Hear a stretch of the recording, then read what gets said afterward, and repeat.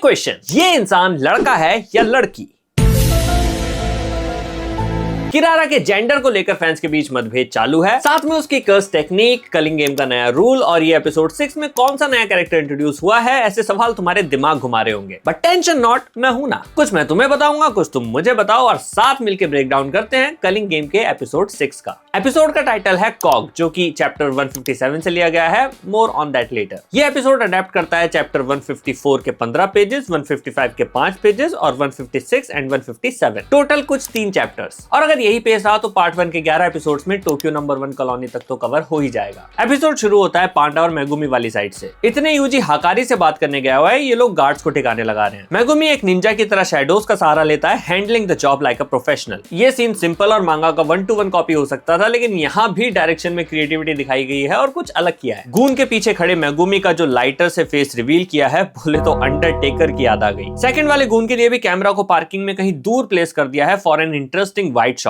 Just Shota Goshozono and his insane camera work. ये बंदा camera को रखने की ना जाने कौन कौन सी जगह निकाल के लाता है। ये सब करते हुए वो हाकारी के कमरे तक जस्ट पहुंचते ही हैं when they suddenly meet Kirara. Wait, wasn't Kirara supposed to be with Hakari? ये अनएक्सपेक्टेड था। अब उनका ऑब्जेक्टिव चेंज हो जाता है from whatever they were doing to convincing Kirara कि भाई हमारी बात सुन ले, this is not our first day as a spy, हम बस मदद मांगने आए हैं। किरारा और हाकारी को जुजुत्सु हाई से इतनी प्रॉब्लम इसलिए क्योंकि उनको वहां से भगा दिया गया था ओवर आइडियोलॉजिकल डिस्प्यूट्स। ये जो हायर अप्स हैं ये कंजर्वेटिव हैं, मतलब कि इन्हें जुजुत्सु में पुरानी चीजें पसंद है। जैसे नोबारा की कर्स टेक्निक में हथौड़ा और कीलें इस्तेमाल होती हैं, उससे इनको कोई प्रॉब्लम नहीं है क्योंकि ये पुराने टूल्स हैं। लेकिन कोई वीडियो, मोबाइल या कंप्यूटर का इस्तेमाल कर ले अपनी कर्स टेक्निक में तो तकलीफ होने लगती है इनको अपनी तशरीफ में। बाय द वे, वो वीडियो वाली चीज रिंग्स मूवी से सादाको चान का रेफरेंस है। वो दोनों से बहुत समझाने की कोशिश करते हैं कि गोजो भैया सील हो गए हैं, टेररिज्म बहुत बढ़ रहा है, please help. And Kirara was like, कितना झूठ बोलेगा रे, खोजो और सील्ड। वेल, इसकी गलती नहीं है, मैं भी यकीन नहीं करता। और इस समय ये बात भी पता चलती है कि ऐसे भी बहुत से लोग हैं दुनिया में जिनको पता ही नहीं है कि गोजो सील हो चुका है। काइंड ऑफ एक्सप्लेन्स कि सब लोग मिलकर कोशिश क्यों नहीं कर रहे हैं कलिंग गेम को रोकने की। नाउ मुझे किरारा को आगे कई बार मेंशन करना पड़ेगा, तो हम जेंडर को यही डिस्कस कर लेते हैं ताकि आगे कोई कंफ्यूजन ना हो। एपिसोड 5 में तुमने ध्यान दिया हो तो किरारा का नाम आते ही मेगुमी कंफ्यूज था कि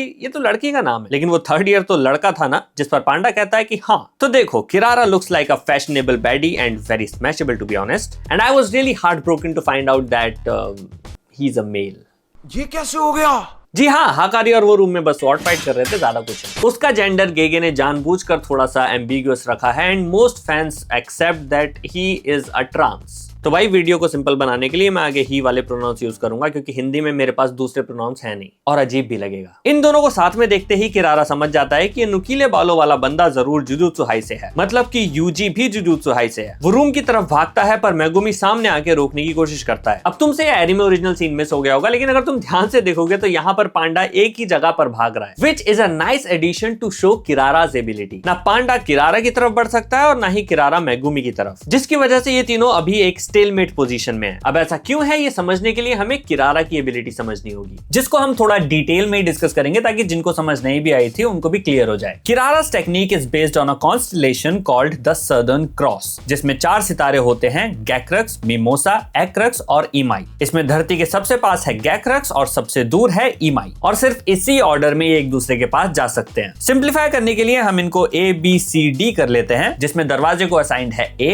मेगुमी को C और पांडा को D। इसमें जो जस्ट एडजेसेंट वाले हैं वो आपस में एक दूसरे के पास जा सकते हैं, जैसे A B के पास जा सकता है, B A के पास जा सकता है, ऐसे ही C D के पास जा सकता है, D C के पास जा सकता है। लेकिन D और C बिना B को टच किए A की तरफ नहीं जा सकते। बट एक मिनट, B तो किरारा को होना चाहिए ना, क्योंकि 3 तो ऑलरेडी असाइंड है, तो चौथा किरारा ही बचता है। और अगर ऐसा है तो मेगुमी जो कि बहुत बड़ा C है वो किरारा की तरफ क्यों नहीं जा पा रहा है? क्योंकि किरारा कोई 5वां ही सितारा है, जिनान करके या गिनान, जो भी बोलते हो। जियान है आप।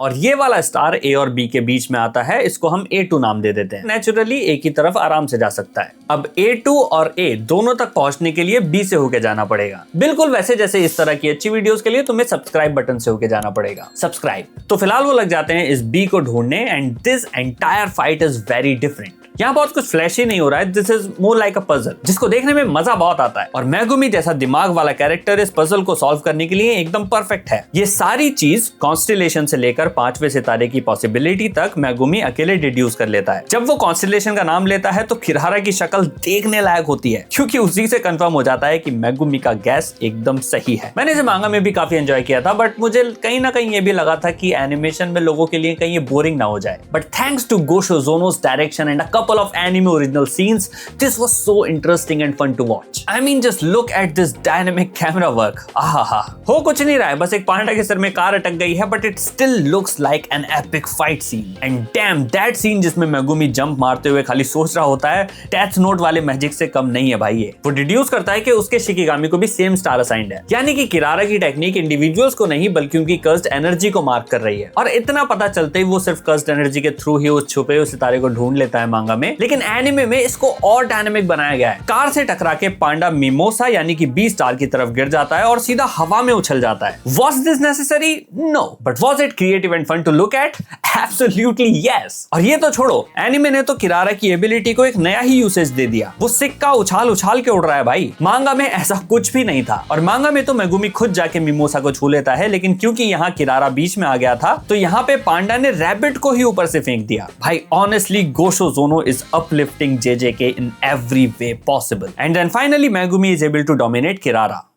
Can I get a but फिर वो खुद ही सब में से हो जाता है, क्योंकि यहाँ वो मदद लेने आया है, कुछ और नहीं।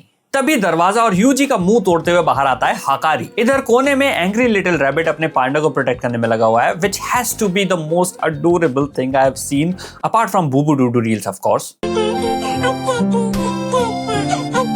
और हाँ, यहाँ पर यूजी फाइट बैक नहीं करता, क्योंकि यहाँ वो लड़ने नहीं बल्कि उससे मदद मांगने आया है। But man Hakari is brutal. Hakari उससे पूछता है कि तू तो मुझे जानता भी नहीं है, फिर मुझसे मदद मांगने क्यों आया है? जिस पे यूजी का रिप्लाई सिंपली बस ये होता है कि मेरे सीनियर्स तुम्हारी बहुत तारीफ करते हैं। हाकारी को ये जवाब पसंद नहीं आता कि वो किसी और के कहने पे यहाँ आया है। वो पूछता है कि तेरे अंदर की इच्छा क्या है, तेरे अंदर का पैशन क्या है, वो बताना, मैं तेरे लिए फाइट क्यों करूं? To which Yuji gives a reply which I don't think any of us was expecting. Yuji declares himself as a mere cog in a larger machine that continues to turn no matter the pain, simply serving its purpose, even if it means to be disposable, a mere tool to kill curses. ये philosophy काफी depressing लग सकती है, specially UG को consider करते हुए, जो इतनी सारी मृत्यु और दुख देखने के बाद अंदर से नम होता जा रहा है। It is heartbreaking, but at the same time also liberating. Yuji isn't attached to the outcome anymore. He just keeps moving forward. जैसा गीता में भी कहा गया है, कर्म किए जाए मानव, फल की चिंता ना कर। Yuji will simply continue to do what is required of him, and right now it is required कि वो चुपचाप घूंसे खाए हाकारी को रिक्रूट करने के लिए, और वो वही कर रहा है। ये गिव अप करना नहीं है, बल्कि इसमें भी एक तरह का डिटर्मिनेशन है,